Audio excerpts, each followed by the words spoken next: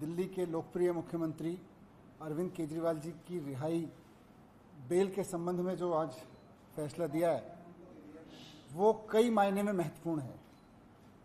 सबसे पहले तो निश्चित रूप से आम आदमी पार्टी के लिए, दिल्ली सरकार के लिए, हम सब के लिए, हम सब के परिवारों के लिए ये बहुत बड़ी राहत की बात है, बहुत भावुक क्षण है कि हमारे भाई, हमारे प्रिय नेता, हमारे गुरु, राजनीतिक गुरु अरविंद केजरीवाल जी भारतीय जनता पार्टी के तमाम कुचक्रों के बाद बाहर आएंगे।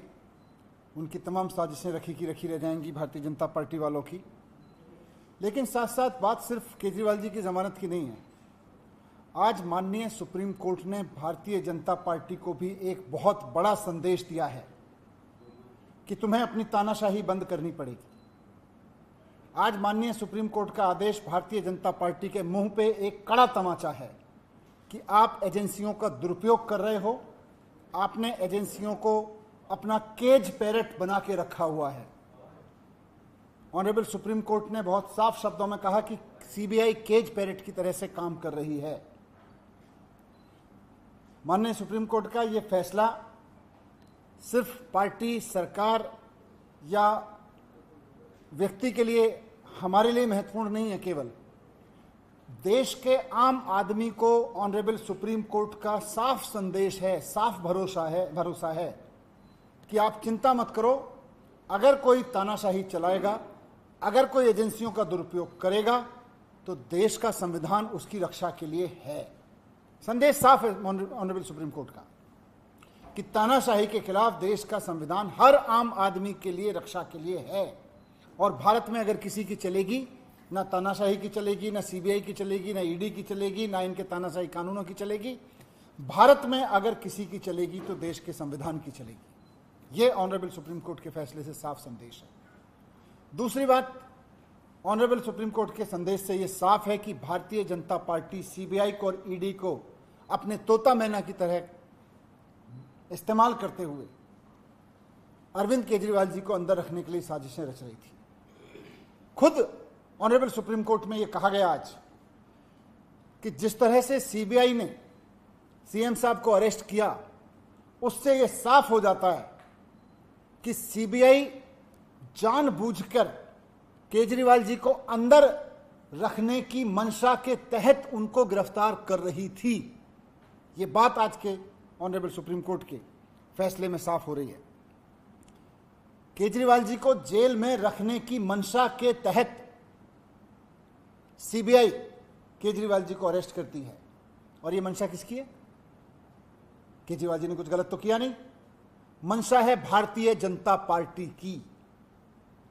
भारतीय जनता पार्टी की यह मंशा थी कि अरविंद केजरीवाल जी अंदर रहें जेल के। इसलिए जब ईडी से केजरीवाल जी बाहर आने लगे तो उस वक्त सीबीआई से उनको अरेस्ट कराया गया। बहुत सोची समझी साजिश के तहत सीबीआई ने किसी करप्शन में अरेस्ट नहीं किया, बीजेपी की मंशा से अरेस्ट किया है केजरीवाल जी को। यह बात हम कह रहे थे, आज ऑनरेबल सुप्रीम कोर्ट ने इसको सही ठहराया है कि सीबीआई ने बीजेपी की मंशा को पूरा करने के लिए केजरीवाल जी को उस वक्त अरेस्ट किया जब वो ईडी के केस से बाहर आने वाले थे। तो भारतीय जनता पार्टी को इस पर थोड़ा सा आत्मावलोकन करना चाहिए, शर्म महसूस करनी चाहिए इस बात के लिए कि इतना खुलेआम वो सीबीआई का दुरुपयोग कर रही थी। आज सुप्रीम कोर्ट में एक्सपोज हो गई है बुरी तरह से भारतीय जनता पार्टी। थोड़ा उनको माफी मांगनी चाहिए देश से, देश के संविधान से, बाबा साहब से माफी मांगनी चाहिए भारतीय जनता पार्टी को कि किस तरह से वो एजेंसियों का दुरुपयोग करके दिल्ली के एक चुने हुए मुख्यमंत्री को अंदर डालते हैं, एक कट्टर ईमानदार आदमी को अंदर डालते हैं, और फिर जब एक एजेंसी के झूठे मुकदमों से वो छूटने वाले होते हैं तो फिर दूसरी एजेंसी को लगा के उनको अरेस्ट करवा देते हैं। यह बात आज एक्सपोज हो गई केजरीवाल जी के संबंध में, मुकदमे के जो बेल के संबंध में उन्होंने दिया। और तीसरी बात हम सब के लिए बहुत सुखद यही है, जो मैंने पहले भी कहा कि लोगों का अरविंद केजरीवाल जी के प्रति बहुत प्यार है।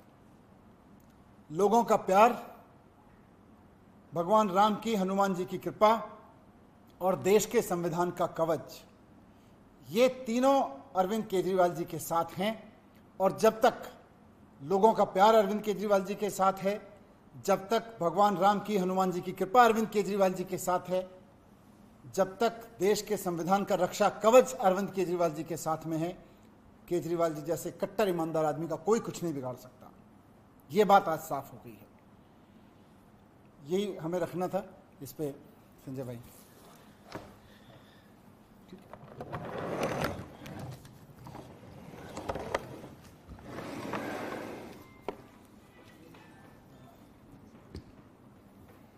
पहले दिन से ही हम लोग ये कह रहे हैं कि ये पूरा मामला झूठ की बुनियाद पे खड़ा किया गया है और इस झूठ को फैलाने में, इस झूठ को बनाने में जिम्मेदार कौन है? देश की सरकार, मोदी जी की सरकार, देश की तानाशाह हुकूमत, जिसने ईडी और सीबीआई को मिलाकर झूठ का पहाड़ खड़ा किया अरविंद केजरीवाल को बदनाम करने के लिए, आम आदमी पार्टी को बदनाम करने के लिए, हमारे नेता और हमारी पार्टी को खत्म करने के लिए। लेकिन आज मनीष सिसोदिया जी की रिहाई, उसके बाद बाकी सारे लोगों की रिहाई और अब हमारे पार्टी के मुखिया अरविंद केजरीवाल जी की रिहाई ने यह साबित कर दिया है कि भारतीय जनता पार्टी के झूठ का पहाड़ ध्वस्त हो चुका है। माननीय सर्वोच्च न्यायालय का फैसला, जिसमें साफ तौर पे कहा गया कि जब ईडी से उनको जमानत मिल गई तो 22 महीने बाद वो सीबीआई सो के जागती है, जिसने 22 महीने पहले केजरीवाल जी से पूछताछ की थी, 22 महीने बाद सो के जागती है कि केजरीवाल को अरेस्ट करना है। इसका मतलब सीबीआई की अरेस्ट, ईडी की अरेस्ट, ये अपने खुद की जांच एजेंसी की अरेस्ट नहीं थी, नरेंद्र मोदी सरकार के द्वारा कराई गई अरेस्ट थी। तो तानाशाही का अंत होता है, झुकते हैं तानाशाह, झुकाने वाला चाहिए, और वो झुकाने वाला व्यक्ति है अरविंद केजरीवाल, जिन्होंने अपने संघर्ष की बदौलत, अपनी ईमानदारी की बदौलत, अपनी निष्ठा की बदौलत दिल्ली के और देश के लोगों की सेवा करके पूरे देश में अपनी लोकप्रियता हासिल की है। उनको जेल के सीखचों के पीछे आप नहीं रख सकते, जेल के सीखचों के पीछे रख के उनके हौसलों को आप तोड़ नहीं सकते। तो ये आम आदमी पार्टी के एक एक कार्यकर्ता के लिए बहुत खुशी का क्षण है, पूरे देश के लिए और दिल्ली के लिए बहुत ही खुशी का क्षण है। अब हरियाणा और दिल्ली के रण में भारतीय जनता पार्टी को बुरी तरीके से हम लोग पराजित करेंगे और केजरीवाल जी के बाहर आने के बाद उस अभियान में भी बहुत बड़ी मजबूती मिलेगी। आज फिर से एक बार सुप्रीम कोर्ट ने यह कहा कि सीबीआई सरकार का तोता है। तोता मैना, ईडी, सीबीआई, इनका इस्तेमाल करके आप बाबा साहब के संविधान को खत्म नहीं कर सकते। इनका इस्तेमाल करके आप लोकतंत्र की हत्या नहीं कर सकते। इनका इस्तेमाल करके आप दिल्ली की चुनी हुई सरकार को खत्म नहीं कर सकते। अरविंद केजरीवाल की ईमानदारी और उनकी लोकप्रियता को खत्म नहीं कर सकते। यह सुप्रीम कोर्ट के फैसले से साबित हुआ है। तो मैं फिर से एक बार अपनी पार्टी की ओर से, केजरीवाल जी की ओर से, देश के उन तमाम लोगों को और तमाम राजनीतिक दलों को, इंडिया गठबंधन को, जिसने इस पूरी लड़ाई में हम लोगों का साथ दिया, सबको हृदय से आभार व्यक्त करते हैं कि इस अभियान में, इस लड़ाई में, इस संघर्ष में उन्होंने हमारा साथ दिया।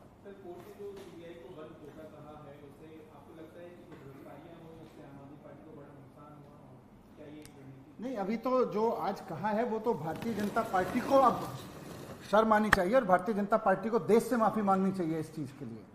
जिस तरह से उन्होंने सीबीआई को तोते की तरह से इस्तेमाल करते हुए विपक्ष के नेताओं को गिरफ्तार करने का, ईडी को तोता मैना की तरह इस्तेमाल करते हुए विपक्ष के नेताओं को गिरफ्तार कराया, ये अपने आप में बहुत शर्मनाक है। इसके लिए भारतीय जनता पार्टी को माफी मांगनी चाहिए देश से।